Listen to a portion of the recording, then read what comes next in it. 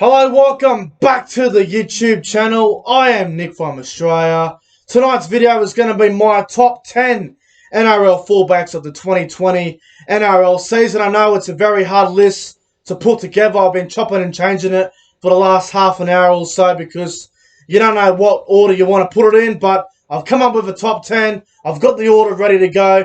But before I get into it, I just want to say, if you haven't subscribed to the channel already, make sure you do. We're getting closer and closer to 1,000 subscribers. So if you can subscribe to the channel, that would be much appreciated. I also want to apologize. I haven't done a video for about 3 days. But, I'm back today to do a video.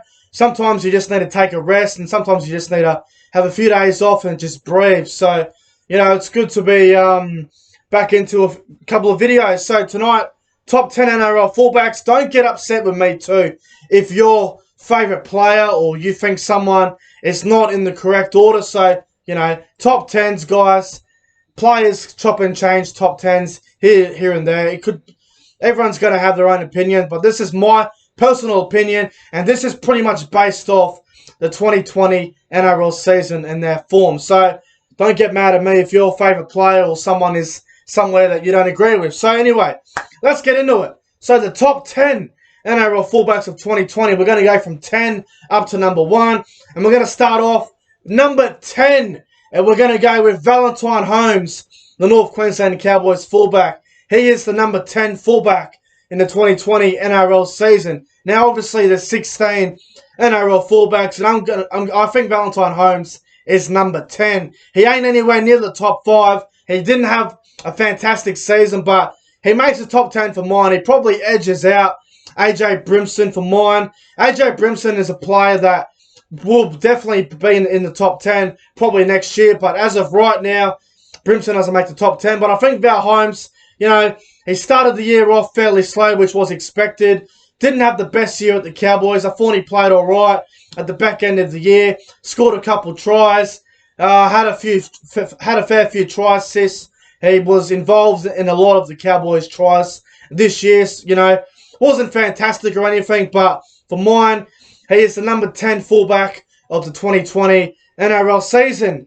Number 9 on the list for top 10 fullbacks. Number 9 is the Rabbitohs fullback Latrell Mitchell. Now, I was very critical of Latrell Mitchell at the start of the 2020 season. I don't believe he was a fullback. I was very critical of him, along with a lot of people. And he got better before he got injured. Now, he was playing really well before he got injured. It was a shame that he got hurt because he was going really well. I think he is number 9 on this list. I thought he started to play really well at the back end of the season. You could probably... Latrell and Valentine Holmes, two guys who weren't really fullbacks at the start of the year, but they became fullbacks. And I think, Latrell had a pretty decent season.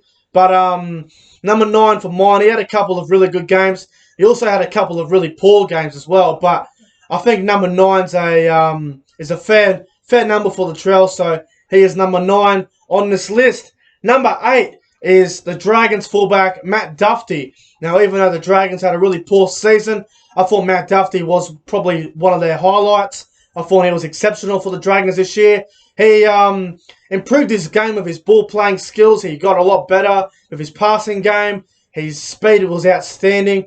I thought his try assists were great. I thought his tries that he scored himself were fantastic as well. And, I thought for a player that played in a really poor team in the Dragons, I thought Matt Duffy had a really good season. And I thought out of all the fullbacks in the NRL, I thought he was a good standout for mine. So Matt Duffy is number 8 on the list. Number 7, this is where it starts to get a bit controversial from 7 to 1 as in terms of the order. Number 7 is Kalen Ponga, the Newcastle Knights and Queensland fullback. Kalen Ponga is number 7 on this list. Now, I don't believe Kalen Ponga had a brilliant season, but he had a better season than probably Latrell and Val Holmes, and he probably played a little bit better than Matt Duffy, but you could probably swap that if you wanted to. I couldn't argue with you if you did.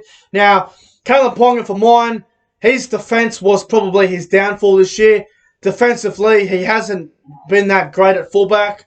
Attack-wise, he's electric. He's dynamite at attack. But defense is his problem. So, For mine, he is not top 5. I don't believe he's a top 5 fullback at this current stage.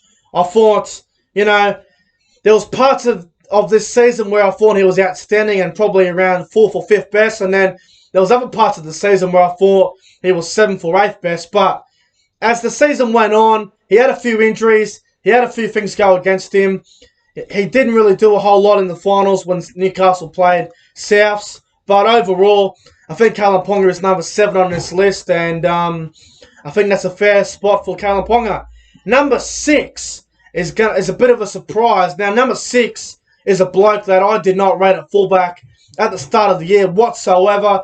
And this bloke has just developed and gotten better and better and surprised me. Number 6 is the Penrith Panthers fullback, Dylan Edwards. Now, I thought this bloke was nothing more than a backup reserve grade player until this bloke just got better and better as the year went on. He developed a great combination with Api Coruscant, Jerome Luai, and Nathan Cleary. The more he played, the better he got. His ball-playing skills really improved. His attack was quite strong. Defensively, he got a lot better, and he put his body on the line. Now, a year or two ago, Dylan Edwards did none of that. He didn't attack, didn't defend, didn't put his body on the line in defensive situations, especially in try-scoring situations where wingers would go for the corner. But Dylan Edwards had a lot of great try-saving tackles this year, and he was involved in a lot of tries for Penrith. So I think that Dylan Edwards deserves to be rated fairly high off the 2020 season. So Dylan Edwards is number 6 on my list. Now, here we go. The top 5. This is where it gets very hard and very controversial in a way, I guess you could say. So, number 5. It's going to go to Charnze Nicoll-Klokstad, the Canberra Raiders fullback, the New Zealand international. Now, Charnze Nicoll-Klokstad, this bloke is a fantastic player.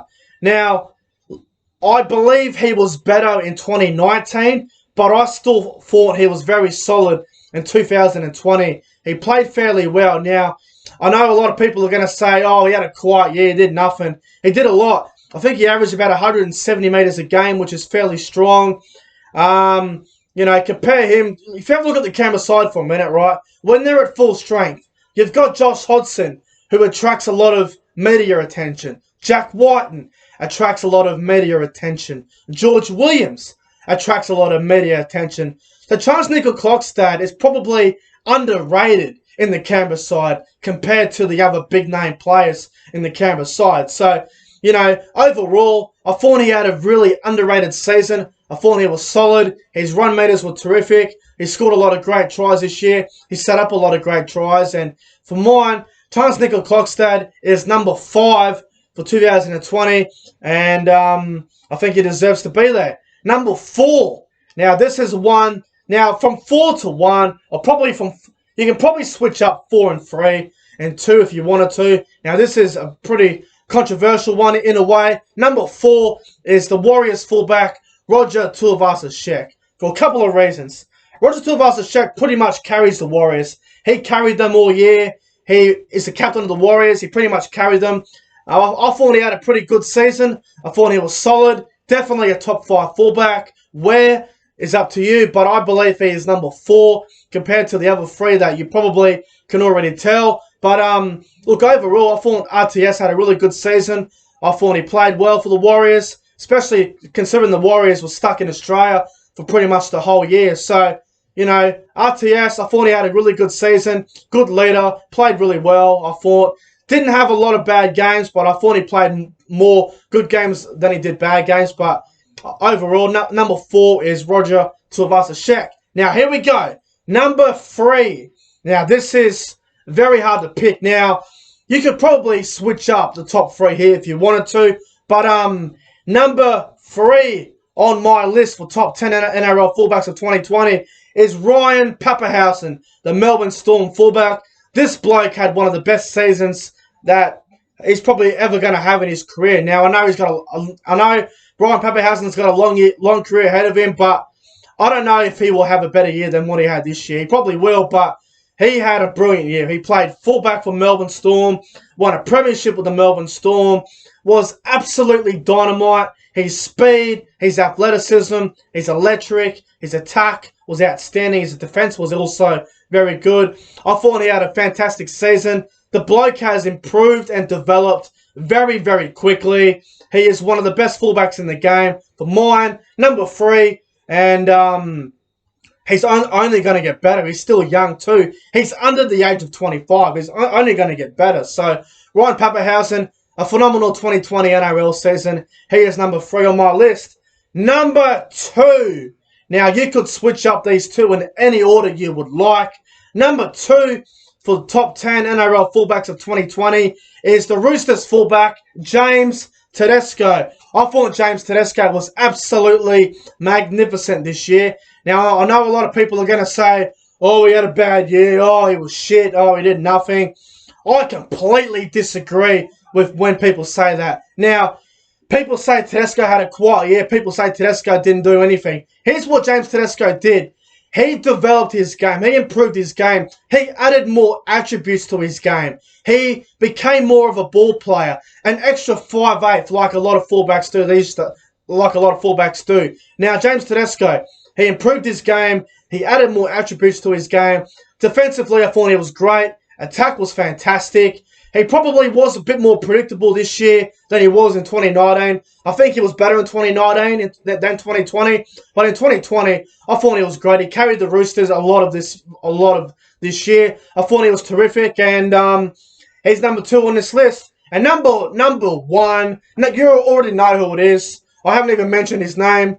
He is the Parramatta Eels fullback. He is from Paradise at Bankwest Stadium. He is the king. King Guffo, Clint Gutherson, is the number 1 fullback of the 2020 NRL season. I thought he was outstanding. I thought he had probably the best year of his career. Deserved to be the fullback of the year, which I think he deserved. The Dally M fullback of the year, so he definitely deserves that.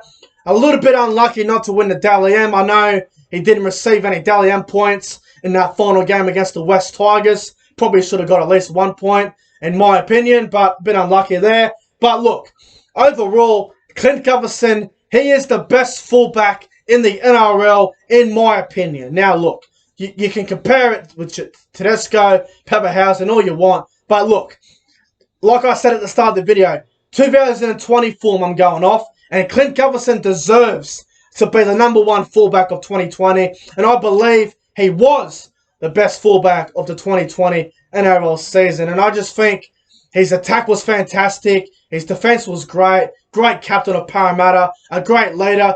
If he wasn't, you know what? If Clint Gutherson wasn't at Parramatta this year, if he didn't play, they wouldn't have made the top 4, in my opinion. Just stating honest facts. Parramatta wouldn't have finished top 4 this year if it wasn't for Clint Gutherson.